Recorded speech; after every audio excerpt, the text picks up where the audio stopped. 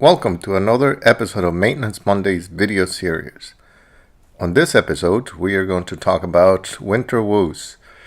In the winter, we have to be very much aware of the environment that we put our instrument in.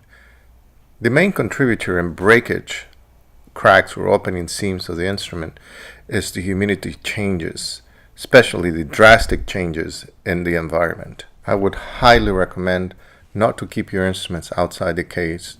And remember those little wormy things? Forget about using them.